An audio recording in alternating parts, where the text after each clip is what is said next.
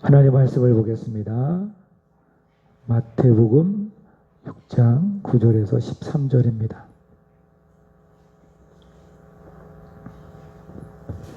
마태복음 6장 9절에서 13절까지입니다. 우리 다 같이 함께 한 목소리로 합독을 하겠습니다. 시작. 그러므로 너희는 이렇게 기도하라. 하늘에 계신 우리 아버지여, 이름이 거룩히 여김을 받으시오며 나라가 임하시오며 뜻이 하늘에서 이루어진 것 같이 땅에서도 이루어지리이다. 오늘 우리에게 일용할 양식을 주시옵고 우리가 우리에게 죄 지은 자를 사하여 준 것 같이 우리 죄를 사하여 주시옵고 우리를 시험에 들게 하지 마시옵고 다만 악에서 구하시옵소서. 나라와 권세와 영광이 아버지께 영원히 있사옵나이다. 아멘. 우리 서로 인사하겠습니다. 사랑하고 축복합니다. 네, 참 잘 오셨습니다. 네, 그거는 제가 하는 말인데 참 우리 성도님들 착합니다.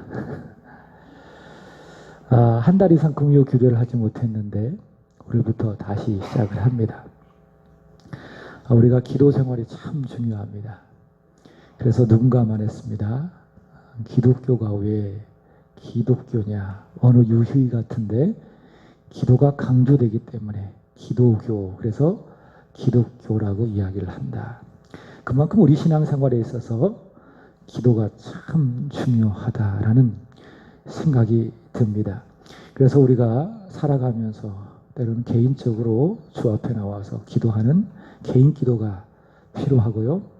동시에 교회가 함께 모여서 기도하는 공동체적인 기도가 필요한 것입니다. 이것은 동전의 양면과도 같은 것이죠. 개인 기도만 있어서는 안 됩니다. 개인 기도와 함께 공동체적인 기도가 있어야 합니다. 공동체적인 기도로 끝나는 것이 아니죠. 그 기도는 개인이 하나님 앞에서 드리는 개인의 기도로 이어져야 하는 것이죠. 그래서 개인의 기도, 공동체 기도, 이 둘이 항상 기도 생활에 같이 있어야 되는 겁니다. 균형 있게 가야 믿음도 좋아지고 또 기도의 내용도 깊어지고, 그러므로 말미암아 그 기도를 통해서 하나님이 영광을 받아 주시게 되는 것입니다. 지난번 금요 기도회 때 마태복음 6장 5절부터 8절까지 주기도문의 서론격으로 말씀을 전했습니다. 예수님께서 기도에 대해서 가르쳐 주셨는데, 우리가 기도할 때에는, 하나님의 자녀가 기도할 때에는 사람 앞에서 기도하는 것이 아니라 하나님 앞에서 기도해야 된다라고 예수님께서 가르쳐 주셨습니다. 그게 기도의 본질입니다. 기도는 사람의 눈을 의식하고 사람 앞에서 하는 것이 아니라 전능하신 하나님 앞에서 드리는 것이 기도입니다. 근데 사람 앞에서가 아니라 하나님 앞에서 기도해야 되는데, 사람 앞에서 누군가 기도하게 된다면 그때부터 기도의 본질이 사라지고 그 기도는 종교 행위, 위선이 되고 연기하는 외식이 되는 것이죠. 예수님 당시 바리새인들이 바로 그렇게 기도를 했습니다. 하나님 앞에 기도하지 않고 그들은 사람 앞에서 기도하는 것을 좋아했습니다. 그래서 사람들이 많이 모이는 회당에서 기도하기를 좋아했고, 또 길 모퉁이에서 많은 사람들이 지나다니는 바로 그 길 모퉁이에서 기도하는 것을 좋아했습니다. 그러자 예수님께서 그들의 외식적이고 위선적인 기도를 책망하시면서 너희는 기도할 때에 하나님 앞에서 기도해라. 사람 앞에서 하지 말고 골방으로 들어가서 너희 기도를 들으시는 전능하신 하나님 앞에 기도해라 라고 가르쳐 주셨죠. 그리고 동시에 기도할 때에는 중언부언하며 기도하지 말아라, 그렇게 말씀을 하셨습니다.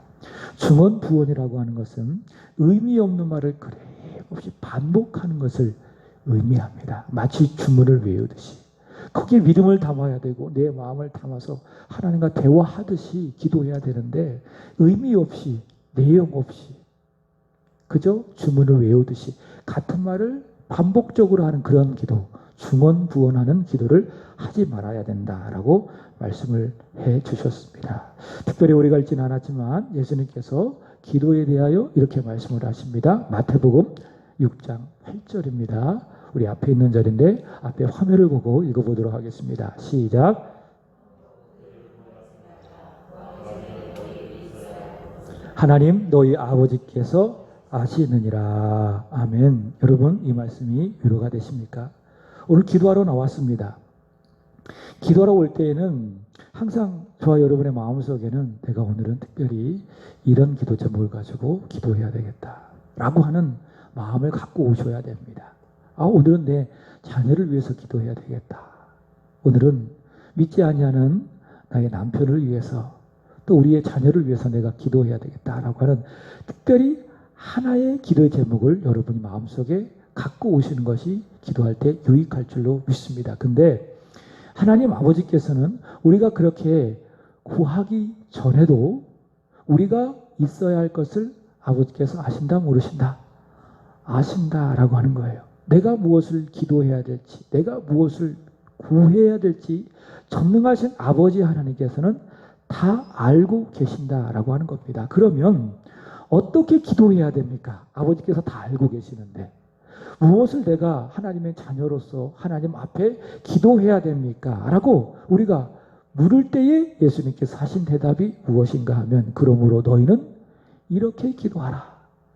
이렇게 기도하라. 그것이 무엇이죠? 주님께서 가르쳐 주신 기도, 주기도문인 것입니다. 참고로 지난번에도 말씀을 드렸지만 우리 기독교 신앙에 세 가지의 귀한 유산이 하나 있습니다.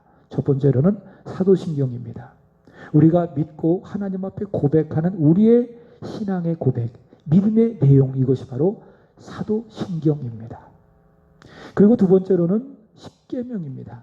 우리가 하나님 앞에 믿는 믿음의 내용을 갖고 있지 않습니까? 그러면 그 믿음의 내용은 항상 무엇이 따라와야 되는가 하면 행함이 따라와야 됩니다. 실천, 순종이 따라와야 됩니다. 그러니까 우리가 하나님 앞에서 믿음의 내용을 가지고 어떻게 살아가야 할 것이냐라고 하는 우리 그리스도인의 행동 강령, 이것을 신학적인 용어로 말한다면 기독교 윤리, 이것이 무엇이죠? 십계명입니다. 십계명. 그 다음에 세 번째로는 그렇게 믿음의 내용을 가지고 하나님 앞에 행함으로 살아가는 자로서 우리가 이 세상을 살아갈 때에 어떤 꿈과 어떤 비전을 가지고 또 구하며 살아가야 할 것인가를 알려주는 것이 무엇인가 하면 주님께서 우리에게 가르쳐 주신 주기도문입니다. 그래서 이 세 가지를 꼭 기억하셔야 합니다. 사도신경, 십계명, 그 다음에 주기도문. 자, 오늘은 주기도문 두 번째 시간으로 우리가 기도하고 있는 우리의 대상, 하나님은 어떤 하나님이신가? 라고 했을 때에 자, 예수님께서 말씀하시기를 9절 보십시오. 그러므로 너희는 이렇게 기도하라. 하늘에 계신 우리 아버지여, 아버지, 이렇게 이야기합니다. 자, 우리가 기도하는, 우리의 기도를 들으시는 대상 누구십니까? 하늘에 계신 우리의 아버지, 우리의 아버지이시다.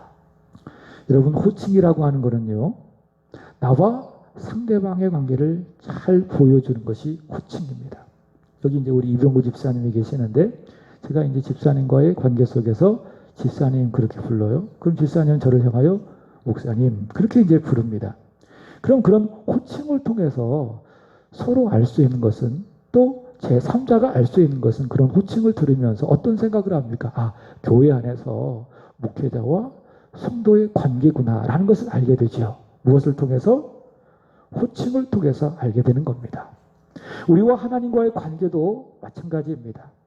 우리와 하나님과의 관계 속에서 여러 가지 호칭이 있습니다. 주, 여호와, 나의 하나님, 여러 가지 하나님을 향한 하나님과의 관계 속에서 우리의 호칭들이 있지만 예수님께서는 우리의 기도를 들어주시는 하나님을 아버지라고 불러라, 이렇게 우리에게 가르쳐 주십니다. 특별히 하늘에 계신 우리의 아버지, 그것이 바로 너희가 불러야 될 하나님과의 관계 속에서 호칭이다. 기도할 때의 부를 우리의 호칭이다 라고 말씀하고 있습니다.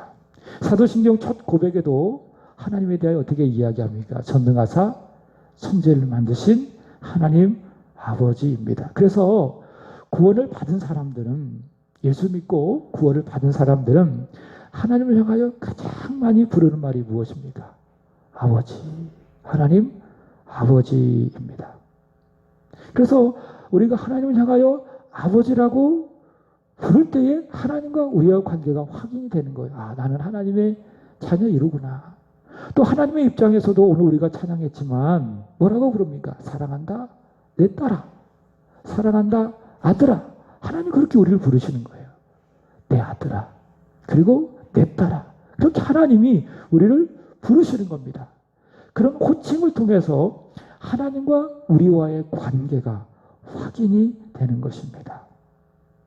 여러분, 예수님도 하나님을 향하여 부르는 호칭이 있었습니다. 그것이 무엇입니까? 아버지, 아버지라고 부르십니다. 그래서 성부 하나님이 계시고 그 성부 하나님으로부터 나아진 성부 하나님과 구별된 성자 하나님이 누구십니까? 예수님이신 거예요. 그래서 예수님께서는 성부 하나님을 향하여 자신을 낳아주신 하나님이시기 때문에 뭐라 부르는가 하면 아버지, 이제 그렇게 부르시는 거예요. 자, 성경을 한 군데 보겠습니다. 요한복음 5장 17절입니다. 시작. 예수께서 그들에게 이르시되 내 아버지께서 이제까지 일하시니 나도 일한다 하시매. 그죠? 예수님께서 성부 하나님을 향하여 뭐라고 부릅니까? 내 아버지, 이렇게 부르십니다. 자, 근데 예수님께서 이런 호칭을 통해서 아, 그렇구나, 예수님은 하나님의 아들이시로구나 라는 것을 확인할 수 있는데, 근데 그 관계는 어떤 관계인가 하면 이어지는 18절에 보면 알 수 있어요. 읽어보겠습니다. 시작. 유대인들이 이로 말미암아 더욱 예수를 죽이고자 하니 이런 안식일을 범할 뿐만 아니라 하나님을 자기의 친아버지라 하여 자기를 하나님과 동등으로 삼으심이로라. 그러니까 예수님이 하나님의 아들, 하나님 아버지 이렇게 부르면서 하나님의 아들이심을 말씀하는 것은 어떤 의미인가 하면 성부 하나님과 권능과 영광이 동등하신 하나님이시다라는 거예요. 그게 예수님께서 하나님을 향하여 부르는 아버지와의 관계 속에서 확인되는 신적인 관계, 아주 독특한 관계라고 하는 겁니다. 즉 우리가 하나님을 향하여 아버지라고 부르는 것과 예수님께서 하나님을 향하여 아버지라고 부르는 것은 듣는 어감은 같지만 본질적으로 근본적으로 같다, 틀리다, 다르다라고 하는 거예요. 하나님이 우리를 사랑하셔서 그의 피로 우리를 구속하셔서 우리를 하나님의 자녀로 입양하셨기 때문에 우리는 하나님을 향하여 아빠, 아버지라 부르는 겁니다. 자, 이 사실을 요한복음 1장 12절에 이렇게 이야기합니다. 시작. 영접하는 자 곧 그 이름을 믿는 자들에게는 하나님의 자녀가 되는 권세를 주셨으니. 자, 우리가 죄인이었어요. 하나님을 대적했어요. 마음에 하나님 두기를 싫어했습니다. 그런 우리가 예수를 믿었어요. 예수의 피로 죄 용서 받았어요. 의롭다함을 입었어요. 그랬더니 하나님께서 우리에게 어떻게 하셨습니까? 하나님의 자녀가 되는 권세를 주셨어요. 이것을 오늘날 용어로 말한다면 입양해 주셨어요. 입양. 나를 하나님의 자녀로 입양해 주셨습니다. 그래서 우리는 하나님을 향하여 뭐라고 이야기합니까? 아버지, 그렇게 부르는 거예요.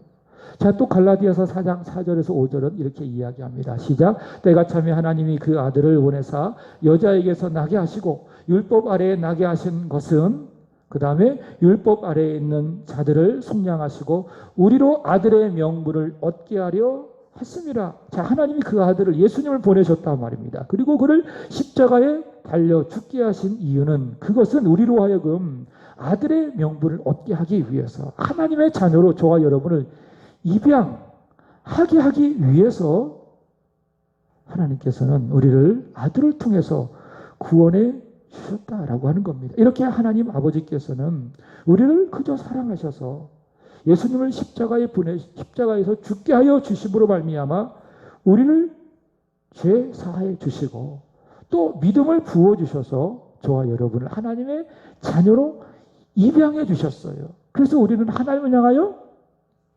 아빠, 아버지라고 부르는 거예요. 아빠, 아버지. 근데 더 놀라운 은혜가 무엇인가 하면 예수의 피로 우리를 구원해 주셔서 하나님의 자녀를 입양해 주신 것도 감사한데 우리 속에 성령을 부어주셔서 우리가 하나님을 향하여 아버지라고 부를 때에는 그게 내 어떤 인간적인 의지와 어떤 결단으로 부르는 것이 아니라 성령의 감동으로 부르는 것이라는 거예요. 우리가 하나님 향하여 아버지, 아버지 부르는 것은 내 육적인 의지로 되는 것이 아니라 그 말입니다. 자, 성경이 그렇게 이야기하고 있죠. 로마서 8장 15절 보겠습니다. 시작. 너희는 다시 무서워하는 종의 영을 받지 아니하고 양자의 영을 받았으므로 우리가 아빠 아버지라고 부르짖느니라. 하나님 놀라운 은혜를 주셨습니다. 아들의 명분을 얻게 해주셨을 뿐만이 아니라 우리 속에 양자의 영을 심어주셔서 하나님 향하여 어떻게 불러요? 아빠, 아버지라 부르게 하신다. 갈라디아서 4장 6절도 마찬가지예요. 시작. 너희가 아들이므로 하나님이 그 아들의 영을 우리의 어디 가운데? 마음 가운데에, 우리의 마음 가운데에 보내셔서 하나님을 누구라고? 아빠, 아버지라 부르게 하셨느니라. 여러분, 하나님이 아빠, 아버지임을 믿습니까? 그것은요, 내 의지로 되는 게 아니에요. 우리를 하나님의 아들로, 하나님의 딸로 입양해 주신, 자녀 삼아 주신 아버지 하나님께서 우리의 마음 가운데에 양자의 영, 아들의 영을 부어 주심으로 말미암아 우리가 하나님을 향하여 아버지라고 부를 수 있는 거예요. 늘 그것을 우리는 확인하셔야 돼요. 그 의지로 내 생각으로 부르는 게 아니라 그 말입니다.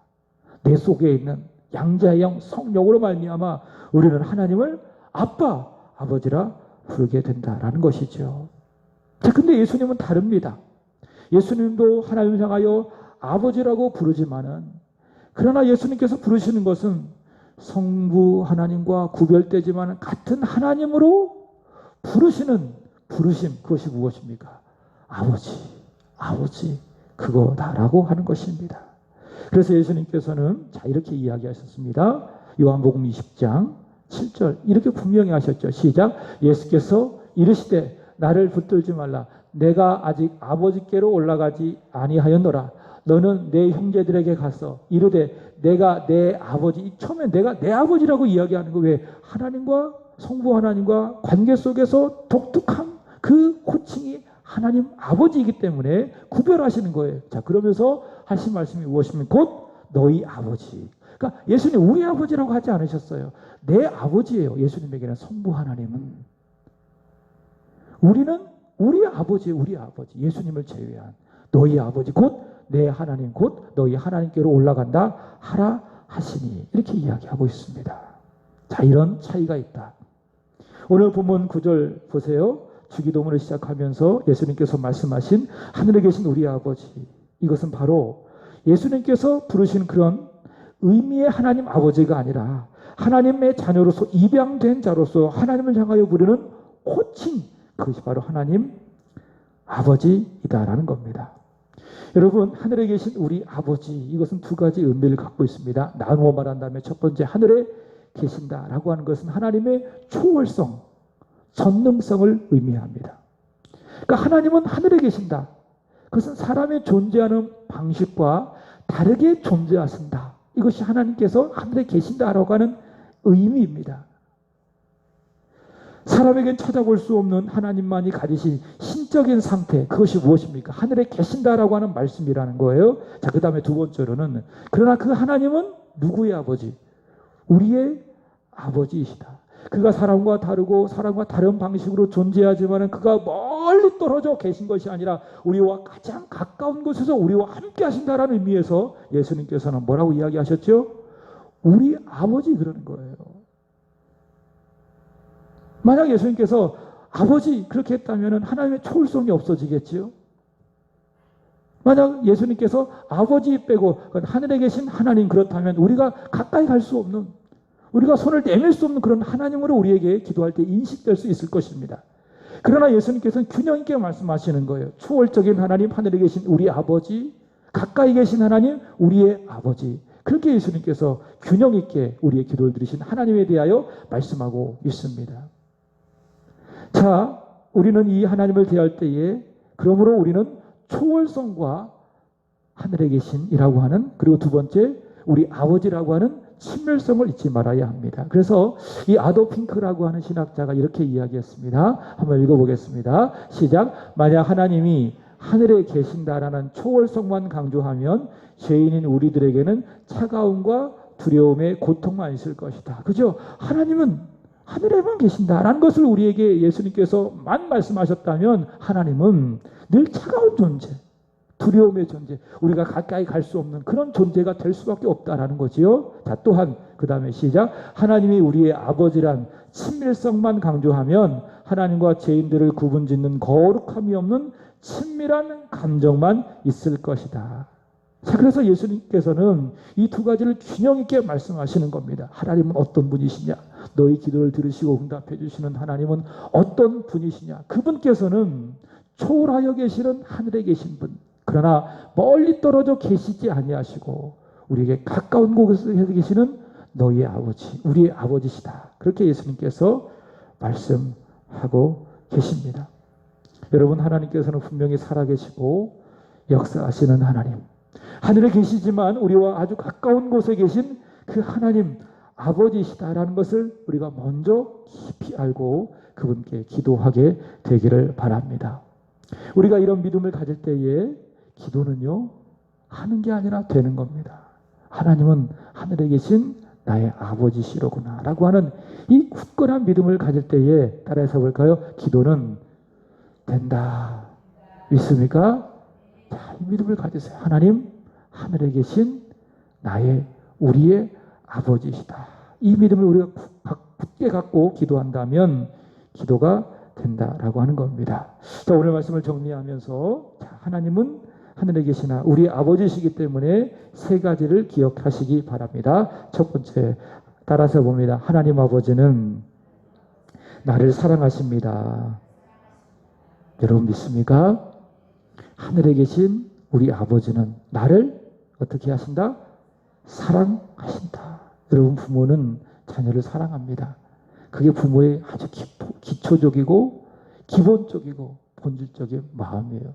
우리 예성이하고 예찬이가 왔는데 우리 옆에 엄마 옆에 있어요. 엄마가 이 두 아들을 볼 때 가장 많이 갖는 마음이 무엇일까요? 사랑이에요. 사랑. 아들을 사랑하는 그 마음, 그게 부모가 갖고 있는 기본과 기초적인 마음이라는 거예요. 하나님 마찬가지예요. 하나님 우리 아버지세요. 우리는 그의 자녀예요. 그래서 그분께서 자녀인 우리에게 가지시는 기본과 기초적인 마음은 무엇이냐? 사랑한다. 사랑한다. 왜 사랑하느냐? 내가 잘나서? 어떤 일을 잘해서? 예배를 열심히 잘 드려서? 기도를 열심히 해서? 그게 아니에요. 하나님이 나를 사랑하시는 이유는 하나님이 사랑이시기 때문에. 동시에 나를 사랑하사 나를 구원하시기 위해서 독생자 예수 그리스도를 주셨기 때문에 하나님은 아버지로서 자녀의 나를 사랑해 주신다라고 하는 겁니다. 여러분, 그리고 그 사랑에는요, 증거가 있습니다. 사랑에는 항상 증거가 있는 겁니다. 증거가 있는데 두 가지입니다. 첫 번째로는 공급입니다. 그리고 두 번째로는 보호입니다. 예수님께서 말씀하신 것처럼 하나님은 내가 있어야 할 것을 다 알고 계시기 때문에 내가 오늘도 무엇을 필요한지 아시고 그것을 공급해 주는 거예요. 그 공급하심을 여러분이 믿고 거기에 만족할 수 있어야 되는 거죠. 근데 우리가 그 하나님의 공급을 이미 있었음에도 불구하고 오늘도 있었어요. 내일도 있을 거예요. 근데 만족하지 못하기 때문에 충분한 공급이 저와 여러분의 인생 가운데 있었다. 그 말이에요. 오늘도 있었어요. 그리고 우리가 앞으로 천국을 들어갈 때까지 아버지 하나님이 우리가 살아가는데 필요한 모든 것들을 공급해 주실 거예요.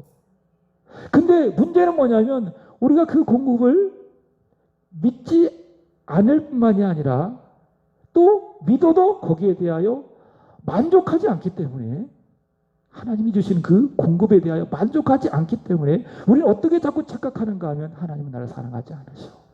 나에게 필요를 공급해 주시지 않는구나 라고 우리는 착각하는 거예요. 어떻게 부모가 자녀에게 필요를 공급해 주지 않겠습니까? 부모는 자식이 원하지 않아도 구하지 않아도 때를 따라 다 필요를 공급해 주세요. 그게 부모예요. 사랑하는 증거예요. 하나님 아버지도 마찬가지라 그 말입니다. 우리에게 늘 필요를 공급해 주셨어요. 오늘도 공급해 주시고 앞으로도 공급해 줄 거예요. 그러나 우리가 만족하지 못하기 때문에 또는 믿지 않기 때문에 하나님은 나에게 필요를 공급해 주시지 않는다. 우리는 불평하고 원망하게 된다. 그 말입니다. 여러분, 하나님은 우리를 사랑하사 우리의 필요를 공급해 주시는 하나님이십니다. 성경이 그것을 말씀하고 있지 않겠습니까? 출애굽한 이스라엘 백성들을 보시기 바랍니다. 광야 40년 동안 출애굽기 8장 4절의 말씀을 보시면 너의 의복이 헤어지지 않았다. 너의 발이 부르트지 않았다. 그렇게 말씀해 주셨어요. 그리고 만나와 메추라기를 통해서 그들에게 양식을 매일매일 내려주셨습니다. 왜 그렇게 하셨습니까? 하나님은 그들의 아버지이시기 때문에, 그들의 필요를 공급해 주시는 하나님이시기 때문에. 그래서 우리는 매일매일 만나와 메추라기를 묵상해야 돼요. 하나님께서 광야 이스라엘 백성들을 먹여주신 만나와 메추라기, 헤어지지 않았던 그들의 의복을 묵상해야 돼요. 부르트지 않았던 그들의 발을 우리는 생각해야 돼요. 그래서 우리가 깊이 성경의 의미를 묵상하면서 하나님은 나를 사랑하시는구나, 그래서 나의 필요를 공급해 주시는구나 우리는 믿어야 되고, 오늘 나의 필요를 공급해 주시는 하나님께 감사할 수 있어야 된다는 겁니다. 두 번째로는 보호입니다. 하나님 아버지께서 나를 사랑하셔서 어떻게 해주신다?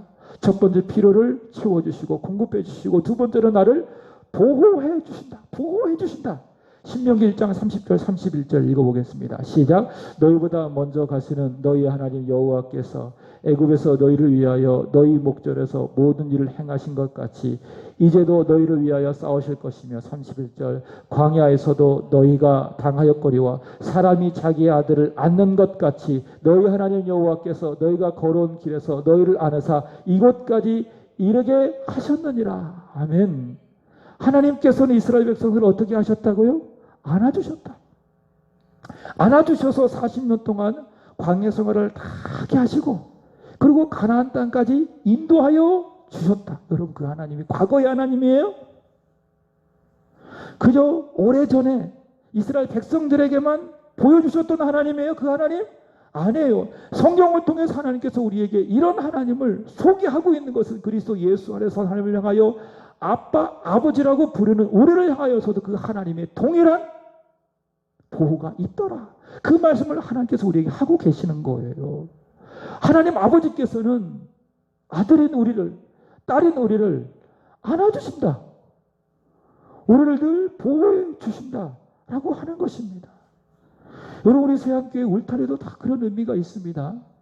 그죠? 성부, 성자, 성령 하나님과 십자가의 사랑으로 세워진 울타리 안에서 하나님 아버지께서 우리를 보호해 주신다. 하나님 아버지의 사랑이 있는 곳, 바로 우리 세안교회라고 하는 것입니다. 여러분, 하나님께서는 그렇게 우리를 사랑하십니다. 그래서 우리의 필요를 공급해 주시고 우리를 안아주시면서 우리를 보호해 주시는 하나님. 자, 두 번째로는 하나님은 죄를 용서하시고 회복시켜 주시는 아버지 하나님. 하나님의 자녀가 됐지만 우리는 여전히 죄인이기 때문에 죄를 짓습니다. 그래서 우리가 죄를 안 짓고 살아갈 수가 없어요. 안 짓고 살아가고 싶어요. 근데 돼요, 안 돼요? 안 돼요. 의지적으로 죄를 지어요. 그리고 내가 의지하지 않았는데, 결단하지 않았는데도 불구하고 죄를 지어요. 무슨 증거입니까? 내가 죄인이라고 하는 증거예요. 나의 신분은 의인이에요. 예수를 믿고 의롭다함을 얻었기 때문에. 그러나 상태는 여전히 죄인이에요. 죄인의 상태를 가지고 있습니다.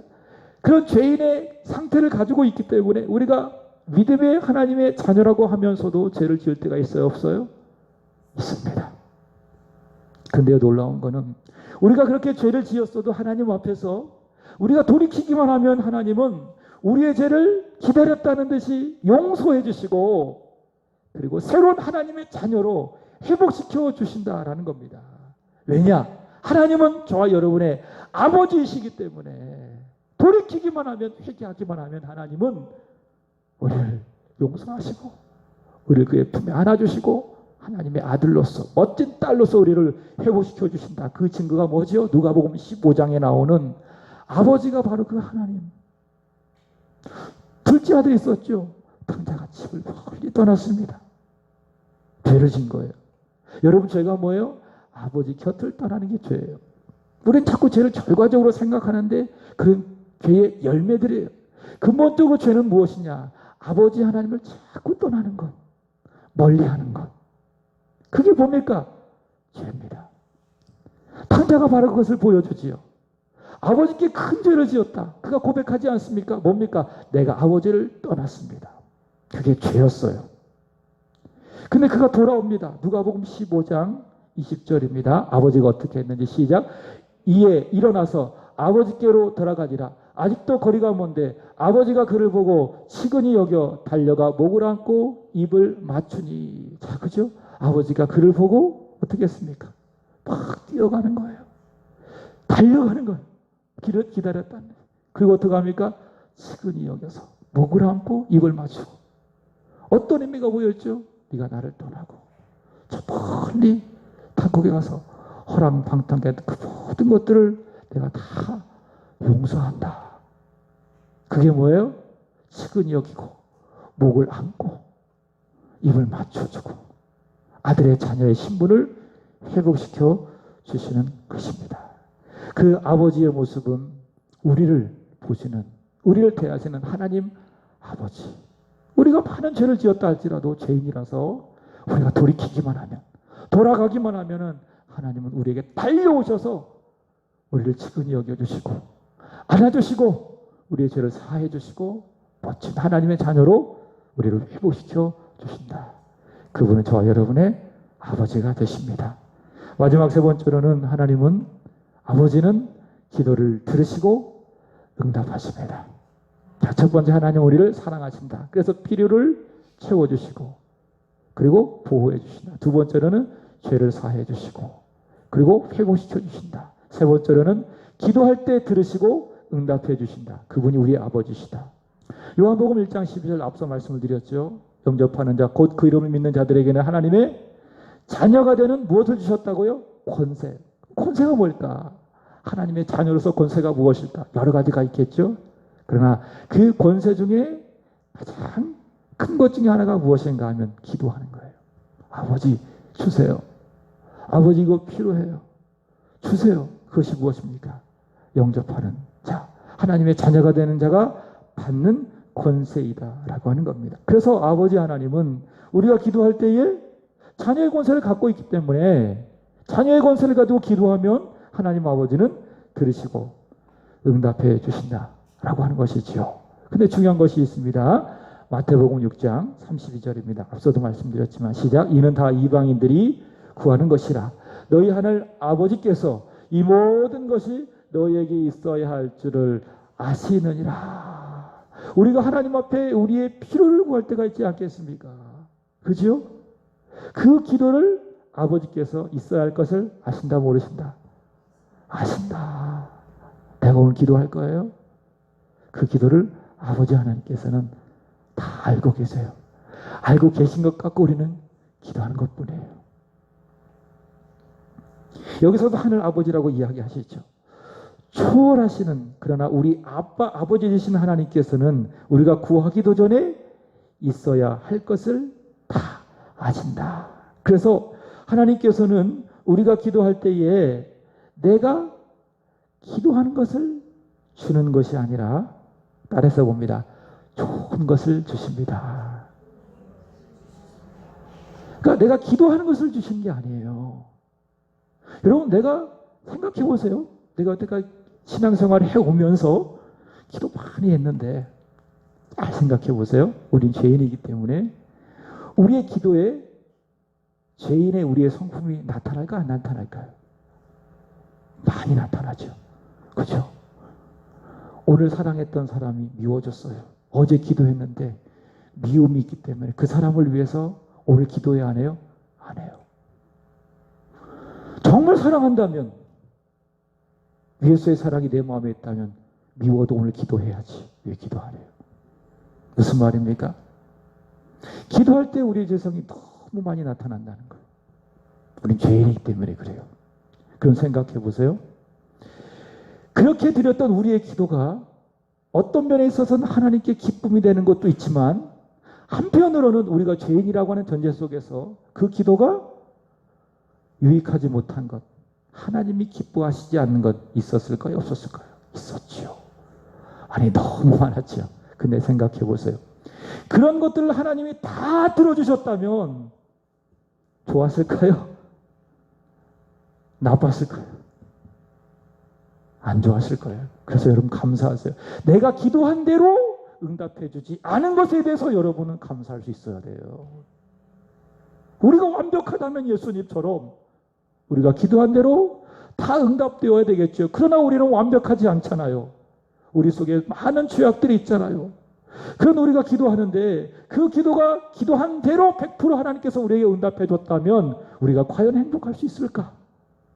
우리의 삶이 과연 영적으로 부유할 수 있었을까? 절대로 그렇지 않아요. 그래서 우리는 응답하지 않은 것에 대하여 감사할 수 있어야 된다. 무슨 말씀을 드리고 싶은가 하면 하나님 아버지께서는 우리가 기도하는데 기도할 때에 내 바람은 기도하는 대로 응답받고 싶지만 하나님은 그렇게 하지 아니하신다. 하나님의 영광을 위하여 그리고 우리 자신의 믿음의 유익을 위하여 하나 더 붙인다면 교회의 유익을 위하여 하나님께서는 우리가 기도한 대로 응답하시는 것이 아니라 기도하는 것을 주시는 것이 아니라 좋은 것을 주신다. 아버지가 보실 때에 좋은 것을 주신다 그 말이에요. 마태복음 7장 11절입니다. 시작. 너희가 악한 자라도 좋은 것으로 자식에게 줄 줄 알거든 하물며 하늘에 계신 너희 아버지께서 구하는 자에게 좋은 것으로 주시지 않겠느냐. 기도하는 것을 주시는 것이 아니라 아버지 하나님께서는 왜 있어야 할 것을 다 아시기 때문에 우리가 기도할 때에 하나님께서는 들으시지만 아버지가 보실 때에 아버지가 판단하실 때에 무엇을 주신다고요? 좋은 것을 주신다라고 하는 겁니다. 그래서 여러분 내가 기도했는데 다른 게 왔어요. 기도한 대로 안 왔어요. 다른 게 왔어요. 그럼 그거 뭡니까? 좋은 거예요? 나쁜 거예요? 내 입장에서는 나쁜 거죠. 하나님 이거 만족스럽지 않은데 이거 별로 좋지 않은데 이거 기도 응답 아닌가 아니야? 의심하는데 기도했다면은 그거에 대해서 내가 받았다면 내가 볼 때는 별로 안 좋은 것이라 할지라도 하나님 보실 때는 뭐예요? 좋은 거예요. 그게 믿음의 시각이에요. 근데 믿음의 시각이 없기 때문에 육체적이고 육신적인 시각으로 기도했지만은 받은 것을 볼 때에 어때요? 만족스럽지 못한 거예요. 그리고 기도의 응답이 아니라고 생각하고 다시 떼쓰고 징징거리고 불평하고 원망하고. 그러나 기도했다면 믿음의 시각으로 보세요. 응답이 왔을 때 비록 내가 볼 때에 좋은 것이 아닌 것처럼 보여도 아 그렇구나. 하나님이 볼 때에 이것은 좋은 것이로구나 라고 내가 받아들이면서 거기에 대해 우리는 어떻게 합니까? 하나님 감사합니다. 그 기도의 응답에 대한 감사를 하나님 앞에 드릴 수 있어야 할 줄로 믿습니다. 하나님은 우리의 기도를 들으십니다. 그리고 기도하는 것을 주시는 것이 아니라 무엇을 주신다고요? 좋은 것을 주시는 전능하신 하나님 아버지, 참으로 좋으신 아버지. 말씀을 마칩니다. 하나님, 하늘에 계신 저와 여러분의 아버지십니다. 그분은 저와 여러분을 사랑하십니다. 우리의 죄를 용서하시고 우리를 회복시켜 주십니다. 우리가 기도할 때에 좋은 것으로 응답해 주시는 너무나도 좋으신 우리 아버지 하나님. 그 아버지가 있어서 행복합니다. 그 아버지가 있기에 기도해야 될 이유와 목적이 있습니다. 그 아버지가 있기에 오늘 기도할 때에 힘이 납니다. 기도하겠습니다. 하나님, 아버지라 부를 수 있어서 참 행복합니다. 다른 것이 행복이 아닙니다. 하나님 아버지께서 그리스도 예수 안에서 우리의 아버지가 되시니 그것이 우리의 진정한 행복이며 만족입니다. 저희를 다른 것으로 만족하지 않게 하여 주옵소서. 세상의 것들로 채워지지 않는다고 불평